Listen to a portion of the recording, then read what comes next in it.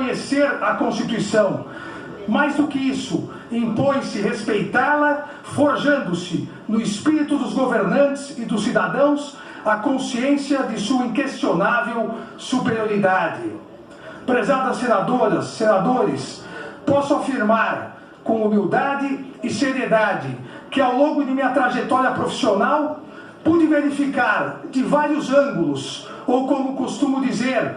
dos vários lados do balcão, inúmeras e graves situações concretas, flagrantemente contrárias ao que nossa Constituição Federal consagrou, reforçando a necessidade de aproximarmos os esforços de todos os poderes públicos em prol da eficácia máxima da Constituição para todo o povo brasileiro. Seja no atendimento ao público na pequena comarca de Aguaí, onde exerci minha primeira titularidade como promotor de justiça em 1992, sejam nos complexos problemas indígenas, de refugiados, do sistema penitenciário, presentes no Ministério da Justiça, passando pela questão dos quilombolas, direitos LGBT, reforma agrária e defesa dos consumidores na Secretaria de Justiça do Estado de São Paulo, na gravidade do problema da mobilidade urbana na Secretaria de Transportes, na problemática da segurança pública na Secretaria de Estado da Segurança Pública de São Paulo, na luta por uma justiça mais rápida, na luta contra o nepotismo em alguns setores do Poder Judiciário, como atuei no Conselho Nacional de Justiça, sempre observei a flagrante e urgente necessidade de aproximar a justiça do povo brasileiro, com a aplicação rápida e segura da Constituição e da lei. Necessidade de justiça efetiva, da justiça tanto dos problemas mais complexos quanto dos problemas do dia a dia. A justiça consagradora dos direitos fundamentais, a justiça consagradora do fortalecimento das instituições, a justiça consagradora da segurança jurídica e do respeito à lei. Nesse contexto, o papel do Supremo Tribunal Federal é relevantíssimo. Citando o livro Justiça Constitucional e Sistemas Políticos, de Jean Marcot, professor da Universidade de Grenoble, professor Dalmo Dallari iniciou o prefácio de minha obra Jurisdição Constitucional e Tribunais Constitucionais, afirmando que o século XX é o século dos tribunais constitucionais. A obra é de 2000 e poderíamos completar dizendo que o século XXI é o século do fortalecimento da complementaridade entre democracia e justiça constitucional. Democracia representada pelo governo da maioria, baseado na soberania popular, e justiça constitucional, consagrando a supremacia das normas constitucionais, o respeito aos direitos fundamentais. Trata-se da efetiva união na defesa dos direitos tanto das maiorias quanto das minorias. Quanto maior a compatibilização entre o parlamento e a justiça constitucional, maior será a efetividade do Estado constitucional. Os eventuais confrontos, como venho sempre defendendo ao longo da minha carreira acadêmica e dos inúmeros cargos que tive a honra de ocupar, devem ser resolvidos em uma aplicação equilibrada e harmônica do princípio da separação de funções estatais, pois todos os poderes exercem funções únicas do Estado, dentro de uma visão mais contemporânea das funções estatais, que reconhece assentar-se o Estado constitucional na ideia de unidade, pois o poder soberano é uno, indivisível, e o poder soberano é do povo brasileiro. Essas questões tornam-se cada vez mais essenciais no Brasil a partir do fortalecimento do poder judiciário e da jurisdição constitucional pela Constituição de 1988, principalmente pelos complexos mecanismos de controle de constitucionalidade e pelo vigor dos efeitos de suas decisões, em especial os efeitos erga omnes e vinculantes, que vem permitindo que novas técnicas interpretativas ampliem a atuação jurisdicional em assuntos tradicionalmente de alçada dos poderes legislativo e executivo. A possibilidade do Supremo Tribunal Federal em conceder interpretações conforme a Constituição, declarações de nulidade sem redução de texto e, ainda mais recentemente, a partir da edição da Emenda Constitucional 45, em 2004, a autorização constitucional para editar de ofício súmulas vinculantes, não só no tocante à vigência e eficácia do ordenamento jurídico, mas também em relação à sua interpretação, acabaram por permitir, não raras vezes, a transformação da Suprema Corte em verdadeiro legislador positivo, em contradição à própria criação de Hans Kelsen, em 1928, na Áustria, com o Tribunal Constitucional Austríaco, completando e especificando princípios e conceitos indeterminados do texto constitucional, ou ainda moldando sua interpretação com,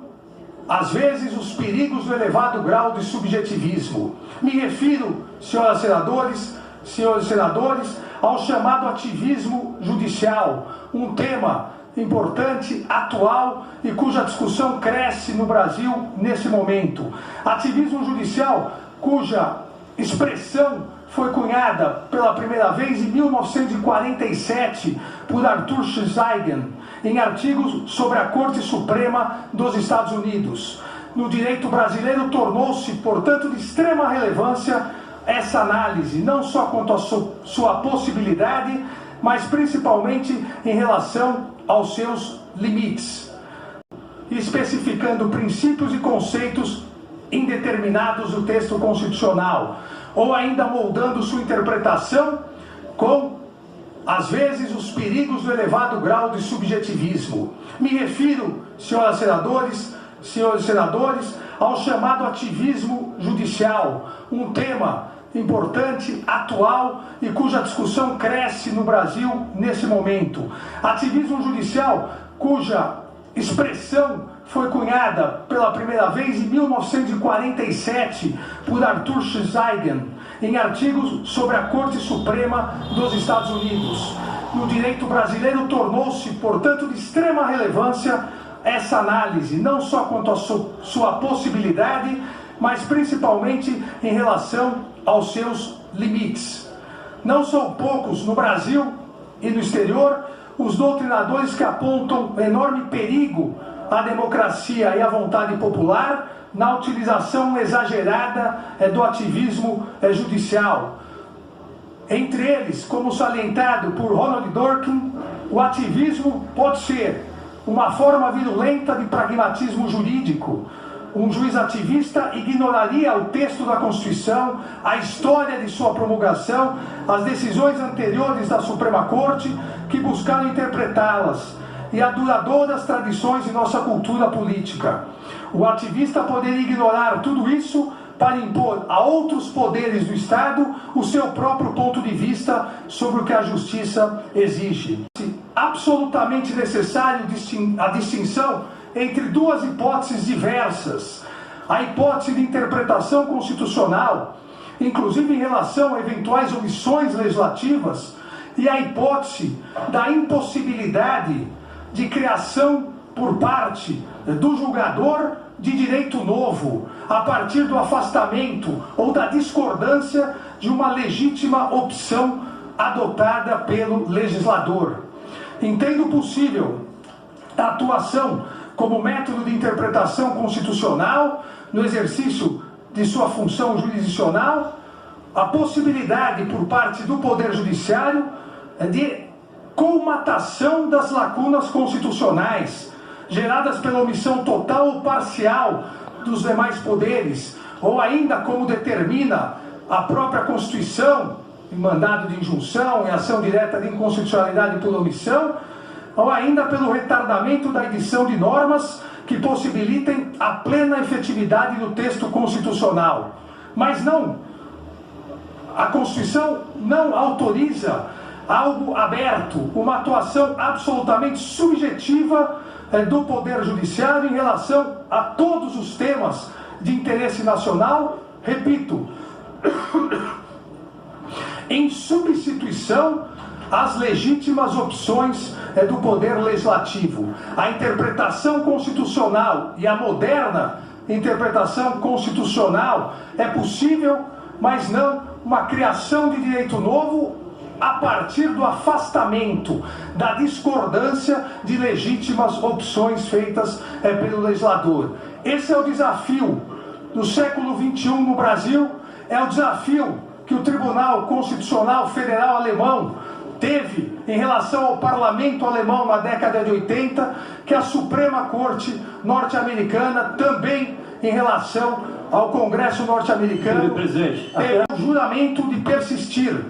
em meus ideais de vida, honrando o compromisso de constante luta pelos ideais republicanos e democráticos que devem dirigir a nação brasileira, reafirmando mais uma vez que minha atuação será com imparcialidade, coragem, dedicação, seriedade e sincero amor à causa pública, corroborando as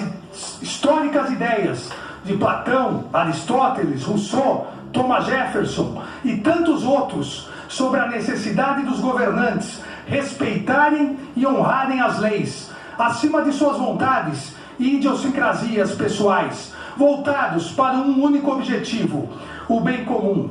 Reafirmo minha independência, meu compromisso com a Constituição e minha devoção às liberdades individuais. Martin Luther King, em um de seus mais belos sermões, O Nascimento de uma Nação, apontava que o desejo interno por liberdade na alma de cada ser humano alcança seu mais amplo significado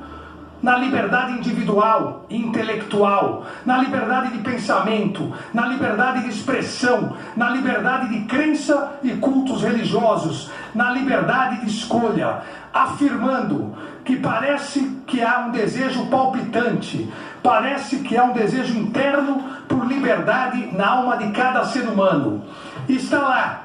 no início, pode não se manifestar, mas finalmente a liberdade rompe. Os homens percebem que a liberdade é fundamental e que roubar a liberdade de um homem é tirar-lhe a essência de sua humanidade. Tirar-lhe a liberdade é roubar-lhe algo da imagem de Deus, diz Martin Luther King. E digo eu, desaparecendo a liberdade, desaparecerá o debate de ideias, a participação popular nos negócios políticos do Estado, quebrando-se o respeito ao princípio da soberania popular. Uma nação livre só se constrói com liberdade, e a liberdade só existirá onde houver um Estado democrático de direito, que por sua vez nunca será sólido sem a existência de um poder judiciário autônomo e magistrados independentes, e um Supremo Tribunal Federal imparcial, para que possa exercer a sua grave função de guardião da Constituição e das leis, e garantidor da ordem na estrutura governamental republicana, com irrestrita possibilidade de debates de ideias e respeito à diversidade. Esse é o Supremo Tribunal Federal que acredito, defensor das liberdades. Esse é o Poder Judiciário que acredito. Esse é o meu compromisso, senhoras e senhores senadores. Obrigado.